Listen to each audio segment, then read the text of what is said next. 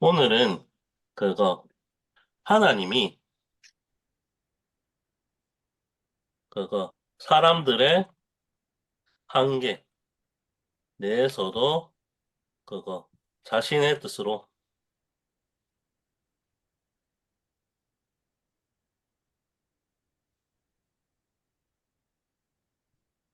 사람을 선택하는 이야기. 아브라함, 노아, 아브라함, 이스라엘 백성으로 이어진.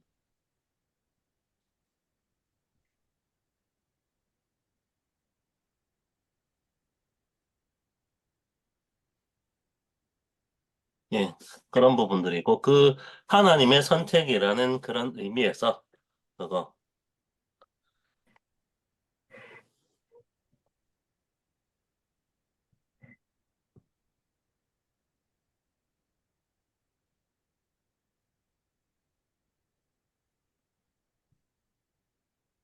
하나님이 그거 어떻게 보면은 선택한 언약이 그 강조되는 부분들이 좀 나와 있었습니다.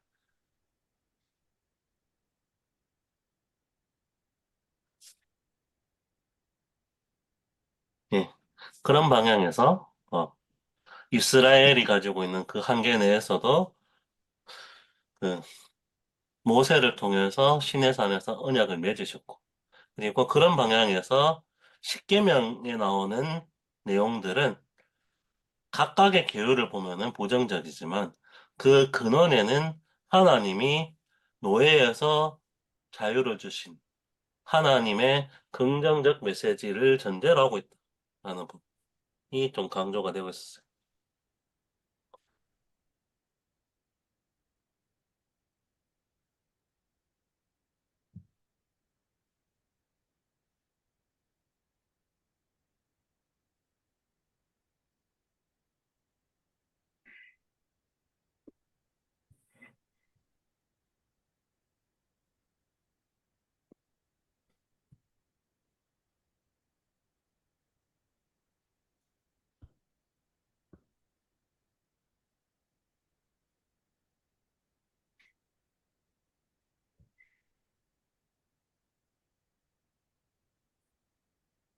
네, 일단은 크게 보면은 그런 부분들이 좀 얘기가 나와 있었습니다. 좀 이야기를 같이 좀 나눠보면 좋을 것 같습니다.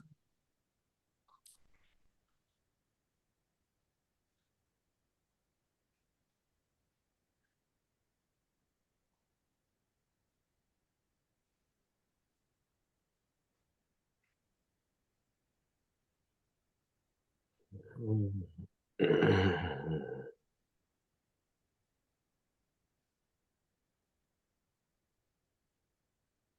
이 책이 왜 성경 한 걸음인지 알 것 같아요. 네. 우리로 하여금 이 성경 이야기에 좀 들어가게 해주는 그런 책인 것 같습니다. 그래서 뉴비긴이 우리를 성경의 이야기를 큰 틀에서 소개해 주시는 것 같은데 여기서 이제 선택에 대해서 이야기를 해주는 것 같아요. 어떻게 보면 우리 그 노아의 방주 이후에 70민족으로 이렇게 나뉘게 되었는데 그 후예가 우리도 들어가는 거죠. 그러니까 모든 전 세계 인류가 거기에 들어가게 되는데 거기는 배경이고 배경. 우리는 이제 무대고 배경이고 주역은 이제 유대 민족이 되는 거죠. 그것은 이제 하나님의 선택으로 말미암아 이루어진 거라는 거죠. 하나님의 선택으로. 하나님 선택에는 맥락이 있는 거죠.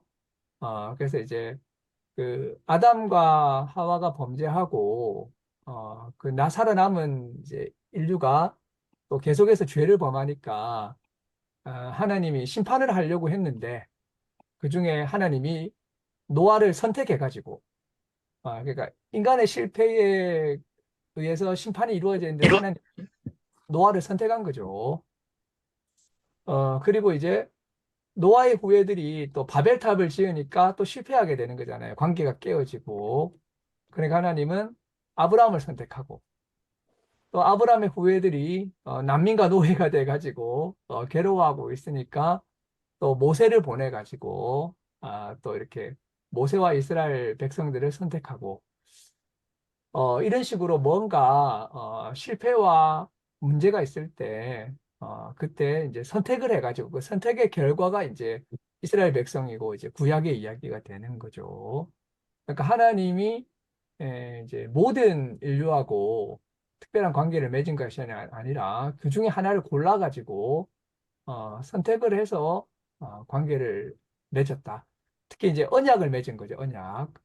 그래서 여기서 이제 계약이라고 하는 거고 언약, 계약 뭐 컨트랙트 이것은 이제 쌍방이 그냥 그 서류 들고 부동산 계약하듯이 계약하는 거지만 언약이라고 하는 것은 과거의 언약은 이제 그 정복 군주 같은 존재가 주도가 돼가지고 이제 맺는 이제 언약이죠. 그런 약속인 거죠. 그래서 이제 그 왕이나 권력자가 더 일방적이고 그에 대해서 종속 계약 같은 것이 이제 언약이라고 할 수가 있는 거죠. 그리고 언약의 구체적인 지침들로 십계명이 주어져서 이렇게 약속을 잘 지키면 왕 같은 나라가 되고 제사장 나라가 되어서 70개국, 70개 민족 중에 리더십을 발휘할 수 있고 제사장적 지위를 가질 수 있는데 앞으로 어떻게 될 것인가 뭐 이런 이야기를 여기서 해주고 있다는 점에서 창세기 출애굽기의 이야기를 매우 이렇게 잘 요약하고 서술해줘서 우리가 실제 성경을 읽으면 어, 큰 틀을 이해할 수 있게 틀을 이렇게 잘 소개해 주지 않았나 이런 생각이 듭니다. 네.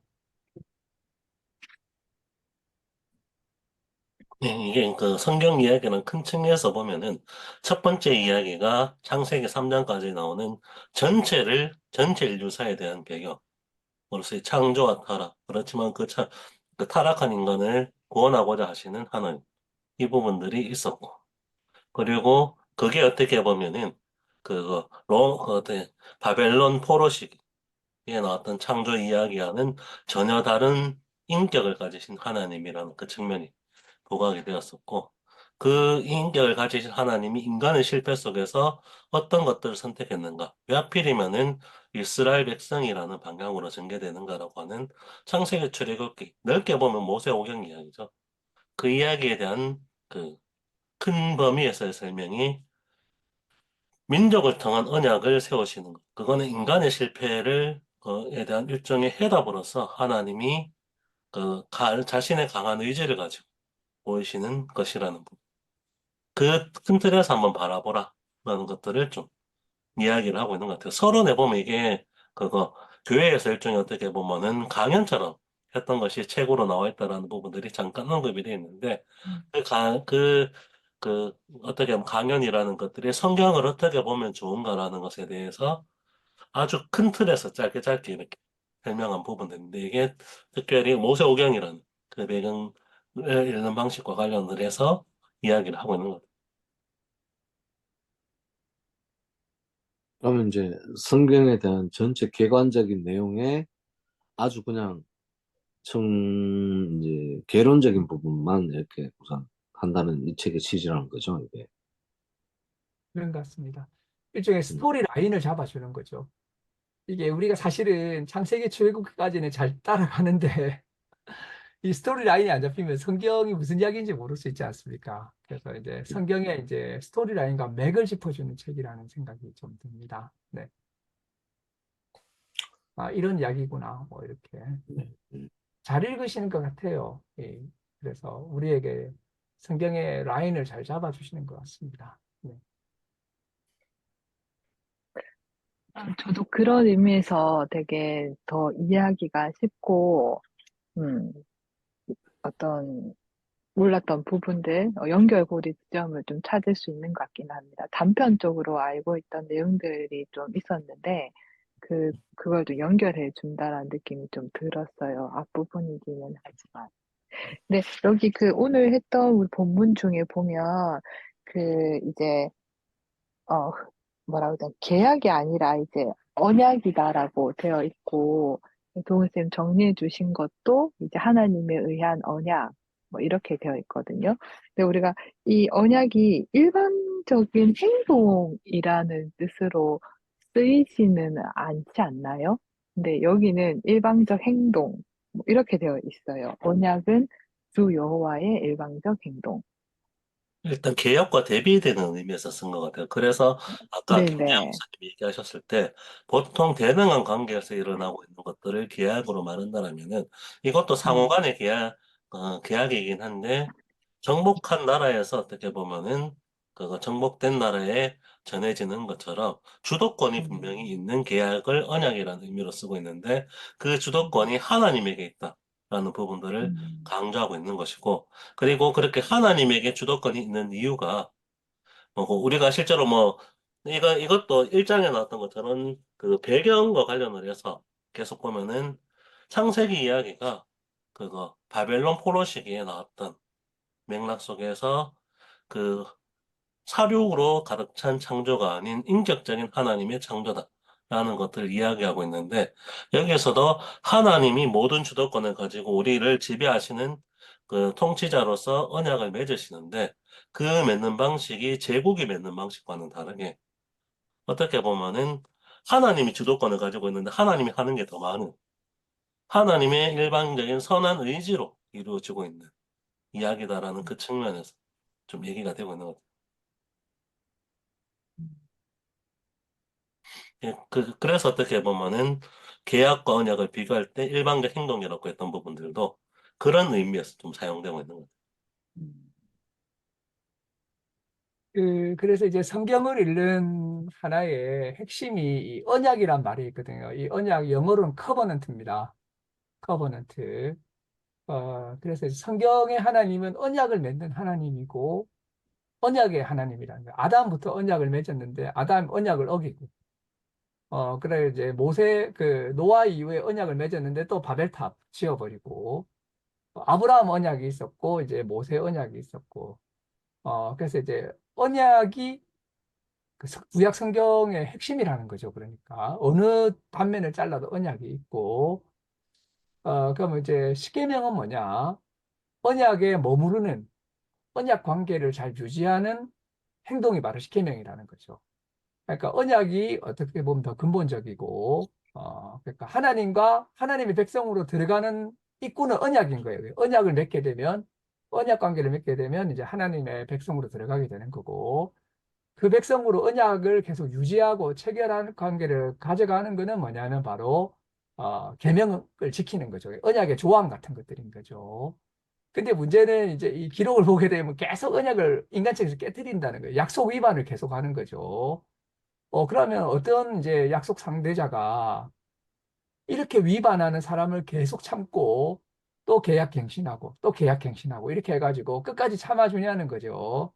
근데 하나님이 끝까지 이제 이런 자신의 약속에 대해서 신실하시더라, 성실하시더라. 이게 이제 성경이 이야기하고 있는 이야기에서의 큰 메시지 중에 하나라고 우리가 볼 수 있다고 생각이 됩니다. 네.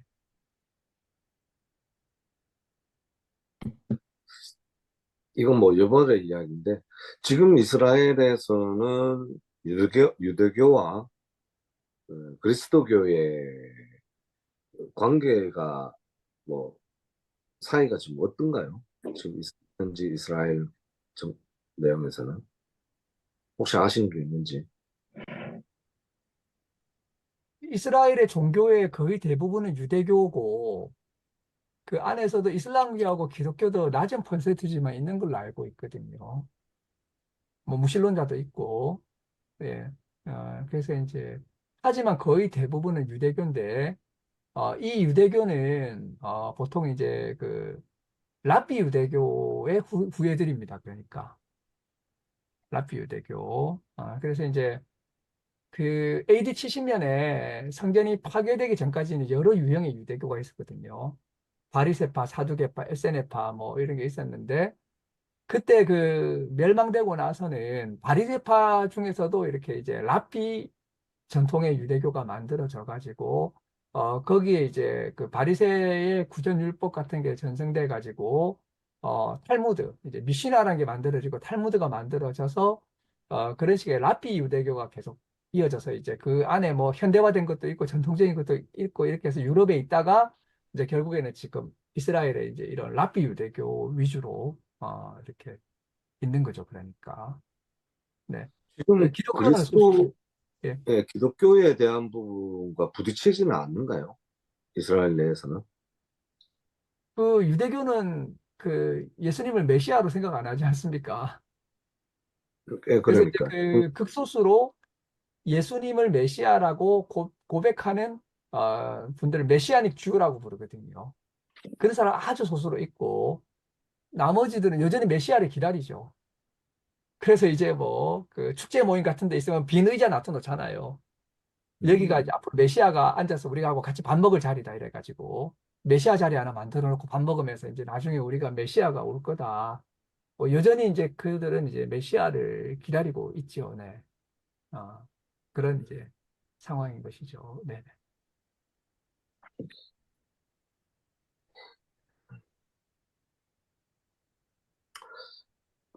유대교에서 그리고 예수는 뭐 심하게 보면 뭐 이단자고요. 기껏 잘 최대한으로 존중해 줘 봐야 뭐 현인이나 예언자 정도까지는 최대한 봐줄 수 있는데 유대교에서는 뭐 예수는 메시아도 아니고 그리스도도 아니고 하나님의 아들도 아니고 그런 것이죠. 그래서 이제 기독교하고 또 근본적으로 좀 차이가 있다고 할 수 있을 것 같습니다. 네. 그럼 관광 상품으로서 이제 이스라엘의 그 기독교인들 성지순례에 대한 것들을 허용하고 하는 모양이죠. 했었던 모양이네요. 그러면. 그렇죠. 예, 이제 그 3대 종교 유일신교 성지죠. 무함마드가 음, 승천한 것도 예, 그 이제 그 이스라엘 땅이라서 다 거기가 예수 십자가에 달려 죽으신 곳고 이제 거기고 그래서 이제 3대 종교 성지죠. 그러니까 3대 유일신교, 3대 유일신교 성지죠. 네.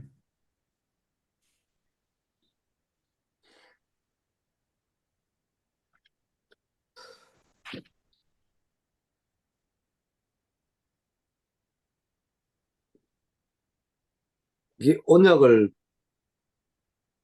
맡은 민족이 항상 전 세계 그 투쟁의 중심거리로 계속 역사에서 나오는 게 그게 참 특이해서. 네.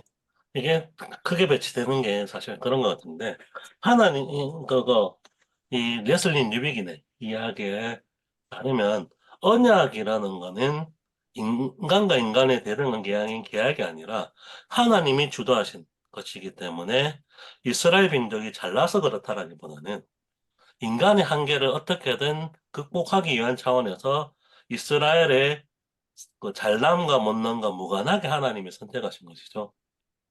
그게 언약이라는 것의 핵심인데, 이거를 자신들이 대단해서 그렇다라는 것으로 어느 순간에 전도된 시선으로 보고 있으니까 그런 접근이 가능한 건데, 사실 성경 이야기를 통해서 이 레슬리 뉴비긴이 말하고 싶은 것들은 아브라함이나 이런 부분을 택하실 때 물론 어떤 가능성이나 이런 부분들을 얘기하고는 있지만, 사실은 특히 모세 이야기에서 나오는 이스라엘 백성은 선택받을 민족이 아닌데 하나님이 그 인간의 그런 한계 내에서도 자신에게 신실하시기 위해서 선택하신 것이다 라는 그 측면이, 그래서 이스라엘의 잘됨과 못남이 자랑거리가 아닌데, 이게 우리는 선택받은 아브라함의 후손이다 라는 식으로 전도된 시선으로 보고 있다 라는 부분들을 또 읽어내기 위해서도 그것보다는 하나님이 강한 신실하심을 가지고 있다라는 의도가 더 크긴 큰데,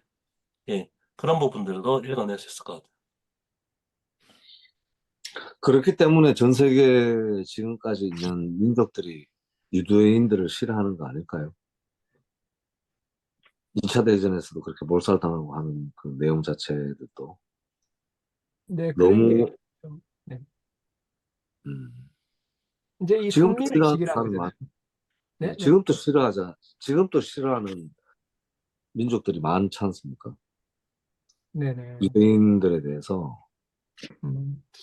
근데 이게 이제 유대주의 문제가 있는데요. 반유대주의 이런 거. 네, 사실은 그 유대인들이 한 130년경부터 1800년을 떠돌아다녔거든요. 그러니까 그러니까. 네. 1800년을. 그 이제 홀로코스트 같은 일을 매우 자주 당했어요. 그러니까 엄청난 음, 차별과 이제 이런 1800년의 고난이라고 하는 거는 우리가 가히 뭐 좀 상상하기 어려운 어떤 이제 이야기죠. 그러니까 그런 이야기들의 정황이 잘 나와 있는 게 그 에스더서잖아요. 민족 몰살 당하려고 하잖아요. 거기서. 음, 근데 이 그 이유 중에 하나는 이제 동화가 안 되는 겁니다. 동화. 예를 들어 우리가 에돔 족속 지금 찾을 수 없잖아요. 에돔. 모압 뭐 없잖아요. 그런 이제 민족들은 다 그냥 그 동화가 돼가지고 제국이 생기거나 이럴 때마다 다 동화가 됐는데 유대인들은 동화가 안 됐거든요. 바벨론 포로 때부터.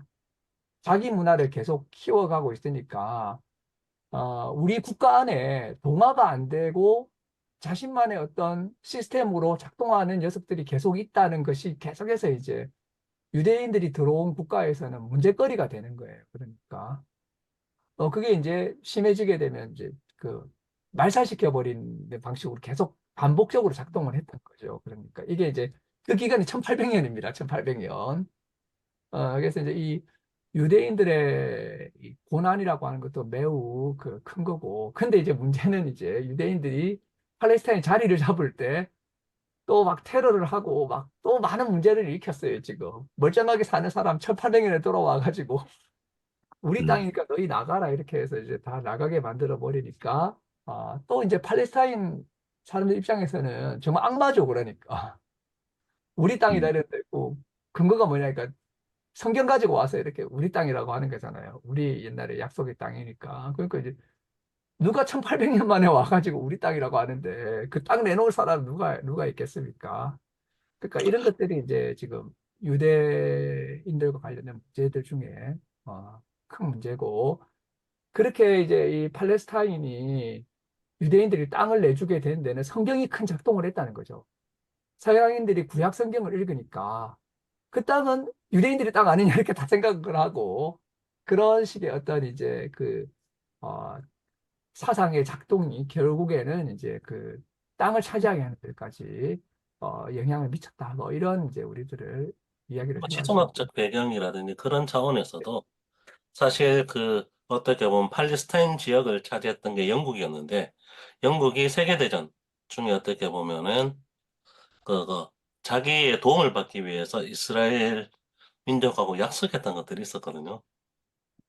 그러고 나서 어떻게 보면 사실은 자기들이 어떻게 보면 빠져나갈 때 책임지고 나와야 되는데, 나 몰라라 하고 약속은 해놓고, 이렇게 빠져나가 버리니까, 그거, 팔레스타인 내에서 일어나고 있던 문제가 커졌던 부분들, 그래서 제국주의라는 배경이라든지 그런 것까지도 또 뒤섞여 있어서 참 좀 복잡한 문제이긴 한데, 그리고 그, 이스라엘에 대한 어떻게, 가장 대표적인 게 유대인이어서 어떻게 보면은 유대인이 부각되고 있는데, 실제로 더 알려지지 않고, 그나마 유대인은 그 2차 세계대전 이후로 승승장구했기 때문에 나치의 유대인 핍박은 알려진 것인데, 그거 말고도 소수민족에 대한 억압들이 엄청나게 있었거든요. 그거는 아리안족이라는 부분들을 강조하기 위해서 타민족들을 억압을 해야지 이게 아리안인족의 위대함 이런 것들이 부각이 될 수 있게 되고 그 타겟으로 삼았던 것도 있죠. 그래서 실제로 어떻게 보면 유대인만큼이나 많이 핍박받았던 사람들이 집시였는데 집시에 대한 이야기들이나 이런 것들은 거의 사라졌으니까 2차 세계대전. 집시가 집시란 게 뭐 아리안족에도 있고 슬라브족에도 있고 뭐 그랬던가요? 아니면 주로 슬라브족이 집시란 건가요, 그러면? 보통 집시는 그 한쪽에 정착하지 않고 떠돌아다니는 계층이나 이거 민족 단위보다는 그런 집단을 좀 많이 가리키고 있는데 예. 근데 음. 집시족이라고도 얘기를 하니까 이게 민족적으로도 좀 상이하고 그리고 정착하지 않고 되게 떠돌이 생활을 하고 그런 것 때문에 그런데 20세기, 19세기 후반부터 20세기 초반에는 뭐 전 세계 시민, 민족주의가 뭐 좀 많이 약화돼서 글로벌화되고 뭐 서로가 민족 간의 이동이 있고 뭐 그런 내용이다가 갑자기 또 민족주의라는 것들이 득세를 하게 되고 지금은 다시 그 민족주의 간에 막 그 그런 것들이 막 도드라져서 어떻게 보면 인간이 뭐 1800년이 지나고 뭐 100년이 지나고 200년이 지나도 그 동족 간의 이익 앞에서는 진짜 무참히 그냥 죽여버리고 이런 살상들이 일어나고 있지 않습니까? 솔직하게는. 우리가 네네. 진짜, 예, 뭐 북한하고도 사실 음. 지금 예, 이런 황당한 일들이 일어나고 있는 그런 부분인데, 그런 부분에서 그 유대인들의 그 1800년 동안의 그 뭐 유배 생활을 했다라고 이렇게 하는 것 자체가 동화가 안 됐다기보다도 너무 우월한, 아까 뭐 동일 선생님 말대로 자기만의 선택한 백성들이 원래는 언약의 백성을 지키라고 하는 그 약속에서 오는 것들인데, 뭔가 뭐 세상을 구할 수 있는 특권을 가진 민족이라는 그런 것들 때문에 다른 민족들에게 이렇게 미움을 사지 않았나? 이런 느낌들이 있거든요. 지금 또 뭐, 그 사람들의 생존 갑의 형태들은 그 미국 사회에서도 뭐 어느 정도로 제일 상위층 엘리트 계층들은 다 유대인들이 갖고 있을 정도로 그런 어떤 생존 배경들을 가졌는 것 같은데, 뭐 다들 미워하지 않습니까? 유대인들의 어떤 그 태도나 그런 생활 습성들이 상당히 그 미움거리가 되는 것 같은데, 그거는 자신들이 하나님한테 언약을 받은 백성으로서 당연히 타민족에 대한 시선을 뭐 배격을 받는다는 배타성을 받는다는 그 어떤 그런 내용이 있는가요? 화합하락하는 이런 내용도 없는가 유대인들한테는? 그 원래 유대교가 너무 배타적이지는 않았어요. 그러니까. 근데 언제 배타적이 됐냐면 에스라 느헤미야 시기에 돌아와가지고 그때 그 에스라 느헤미야의 시기에 매우 배타적으로 바뀌게 됐거든요.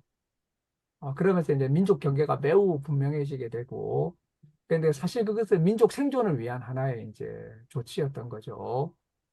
그래서 그때부터 사실은 이제 매우 이렇게 어떻게 보면 유대교라고 하는 것도 에스라 느헤미야로부터 본격적으로 생긴 거고, 그전에는 그 이스라엘 국가가 있었던 것이고, 근데 기독교는 사실 그보다는 상당히 변화된 접근을 했거든요. 바울이나. 어떤 식이냐면, 이방인이 유대인이 안 되고도 아브라함 언약과 메시아를 통해 가지고 하나님의 백성이 될 수 있다는 걸 가르치는 것이 기독교였다는 거죠. 음, 그러면서 유대교와 기독교의 길이 갈라져 버리게 되는 거죠. 거기는 여전히 이제 민족적인 그런 측면이 강한, 물론 이제 뭐 유대인이 아닌 사람도 유대교인 될 수 있습니다. 하지만 대체적으로 그런 이제 민족과 결부된 그런 종교가 됐고, 기독교는 이방인들도 뭐 기독교인이 되는 거죠. 우리가 유대인대라고 소리 들은 적은 없잖아요. 예수 믿고 이럴 때. 그런 면에서 이제 상당히 좀 이렇게 달라져 버리게 됐는데, 자기만의 고유한 이런 이제 생활 습관, 생활 태도, 문화적인 어떤 특성. 그러니까 이제 뭐 예를 들어서 그런 거죠. 우리나라에 이슬람교가 들어왔는데 다 뭐 이렇게 예를 들어 그 사람들이 히잡 쓰고 다니고 뭐 예를 들어서 뭐 이렇게 돼지고기 안 먹고 이슬람교 문화를 계속 유지하게 되면 사람들이 좀 이렇게 계속 그래서 그 사람들 늘어나고 막 사회에서 그래서 이제 문화가 바뀌어 버리는 거죠. 그때 되면 그 상황에서 이제 결국에는 박해가 촉발되는 거죠. 그리고 아까 말씀하신 것처럼 거기에 덧붙여서 선민의식, 우리가 하나님을 선택받은 우월한 백성이고 너희가 우리를 따라야 된다라고 하는 이제 그런 것들이 작동하게 되면 거의 뭐 불이 붙어가지고 이런 이제 박해가 또 이렇게 시작되는 거죠. 그래서 그렇게 왔던 역사가 지난 1800년에서 이제 오늘까지가 아닌가 이런 생각이 좀 되고요. 그래서 그러나 이제 그런 면이 있는가 하면 나치가 유대인들 750만 명 가량을 학살한 그 광경을 보게 되면 정말 인간이 할 수 없는 짓들을 또 하고 있거든요, 거기. 그에 대해서 반성하고 이제 기독교 세계가 돌아보는 부분도 있어야 되고, 또 이제 유대교나 이스라엘 국가라고 하는 것이 저지른 또 잘못들에 대해서도, 팔레스타인들의 잘못에 대해서도 우리가 또 함께 좀 이렇게 성찰해야 되고, 이런 이제 복잡한 문제가 있지 않은가. 생각이 듭니다. 네. 네.